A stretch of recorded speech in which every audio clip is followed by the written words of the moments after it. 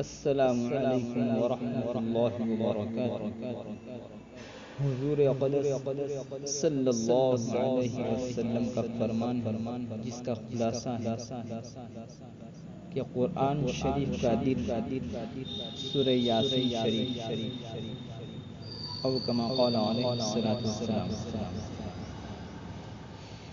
اعوذ باللہ من الشیطان الرجیم،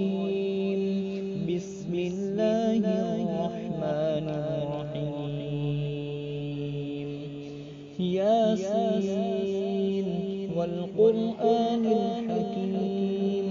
انک لمن المرسلین علی صراط مستقیم، تنزیل العزیز الرحیم،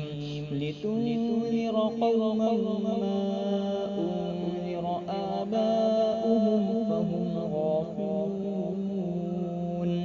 لقد حق القول على أكثرهم فهم لا يؤمنون، إنا جعلنا في أعناقهم أغلالا فهي إلى الأذقان فهم مقمحون، وجعلنا من بين أيديهم سدا ومن خلفهم سدا فأغشيناهم فهم لا يبصرون، وسواء عليهم أأنذرتهم أم لم تنذرهم لا يؤمنون، إنما تنذر من اتبع الذكر وخشي الرحمن بالغيب، فبشره بمغفرة وأجر كريم. إنا نحن نحيي الموتى ونكتب ما قدموا وآثارهم وكل شيء أحصيناه في إمام مبين، واضرب لهم مثلا أصحاب القرية إذ جاءها المرسلون، إذ أرسلنا إليهم اثنين فكذبوهما فعززنا بثالث فقالوا إنا إليكم مرسلون، قالوا ما أنتم إلا بشر مثلنا وما أنزل الرحمن من شيء إن أنتم إلا تكذبون، قالوا ربنا يعلم إنا إليكم لمرسلون وما علينا إلا البلاغ المبين، قالوا إنا تطيرنا بكم لئن لم تنتهوا لنرجمنكم وليمسنكم منا عذاب أليم، قالوا طائركم معكم أئن ذكرتم بل أنتم قوم مسرفون، وجاء من أقصى المدينة رجل يسعى قال يا قوم اتبعوا المرسلين، اتبعوا من لا يسألكم أجرا وهم مهتدون، وما لي لا أعبد الذي فطرني وإليه ترجعون، أأتخذ من دونه آلهة إن يردني الرحمن بضر لا تغن عني شفاعتهم شيئا ولا ينقذون، إني إذا لفي ضلال مبين. إني آمنت بربكم فاسمعون، قيل ادخل الجنة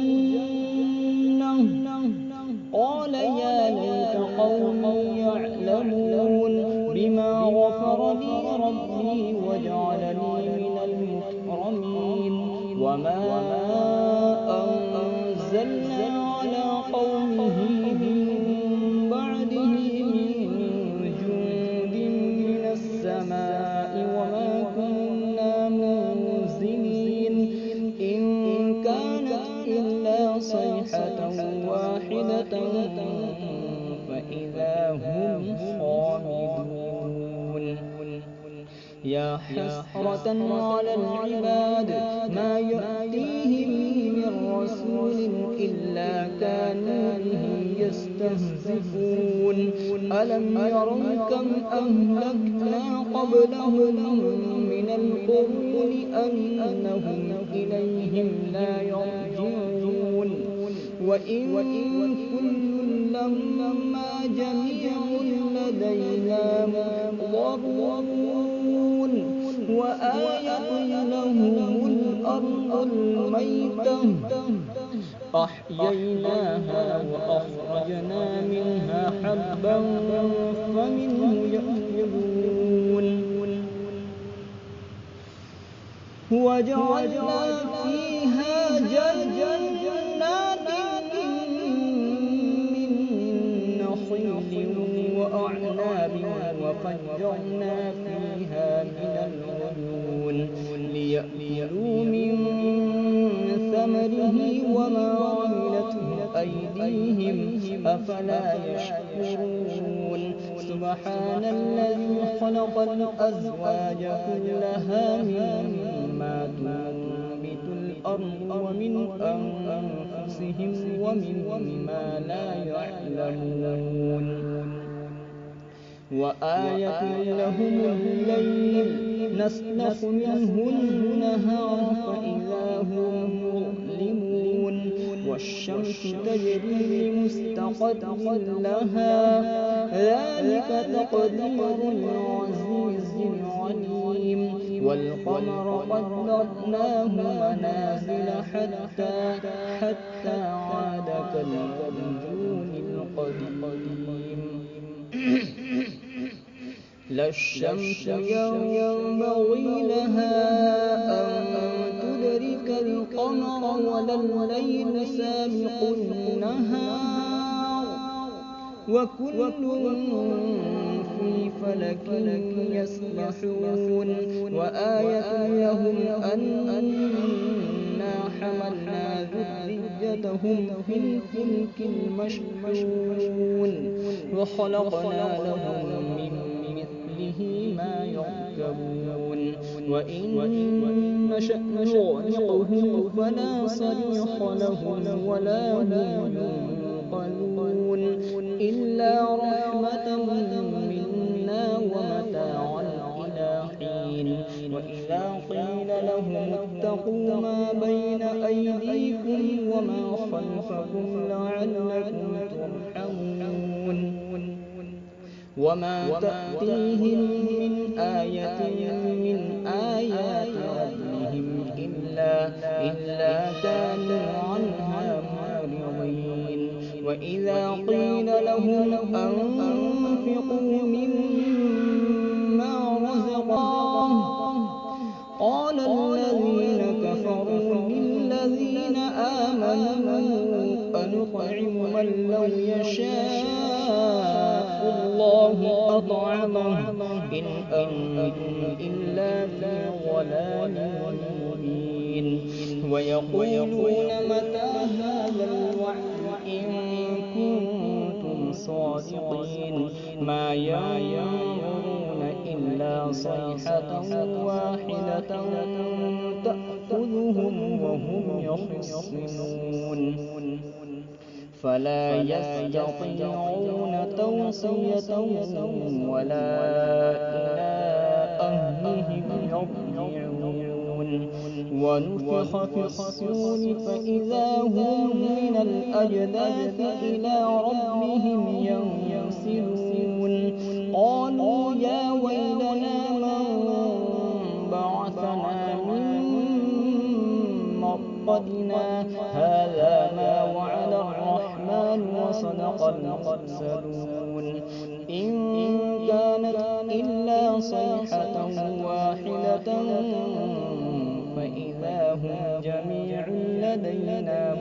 محضرون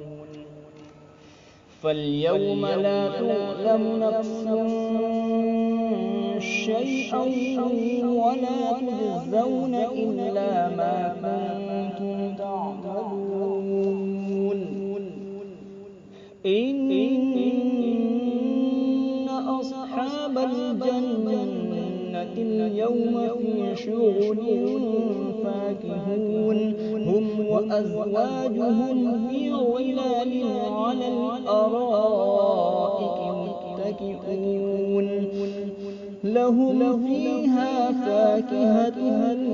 ولهم ما يدعون سلام قولا من رب رحيم وامتازوا اليوم أيها المجرمون ألم أعهد إليكم يا بني آدم ألا تعبدوا الشيطان إنه لكم عدو مبين وأن اعبدوني هذا صراط مستقيم ولقد أضل منكم جبلا كثيرا أفلم تكونوا تعقلون هذه جهنم التي كنتم توعدون اصلوها اليوم بما كنتم تكفرون اليوم نختم على أفواههم وتكلمنا أيديهم وتشهد أرجلهم بما كانوا يكسبون ولو نشاء لطمسنا على أعينهم فاستبقوا الصراط فأنى يبصرون ولو نشاء لمسخناهم على مكانتهم فما استطاعوا مضيا ولا يرجعون ومن نعمره ننكسه في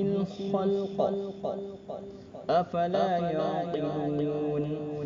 وما علمناه الشعر وما ينبغي له إن هو إلا ذكر وقرآن مبين لينذر من كان حيا ويحق القول على الكافرين أولم يروا أنا خلقنا لهم مما عملت أيدينا أنعاما فهم لها مالكون وذللناها لهم فمنها ركوبهم ومنها يأكلون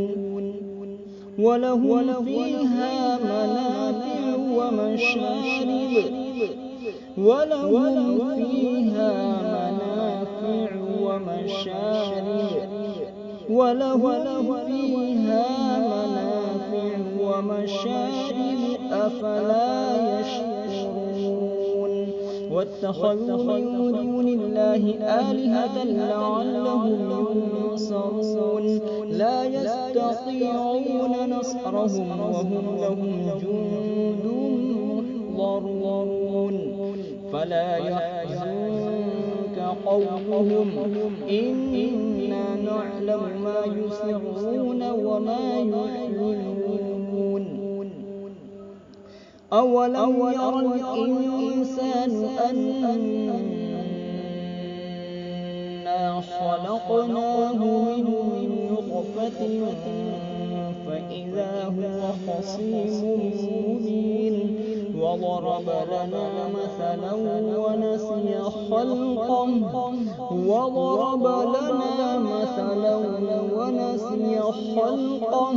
قال من يحيي العظام وهي رميم قل يحييها الذي أنشأها أول مرة وهو بكل خلق عليم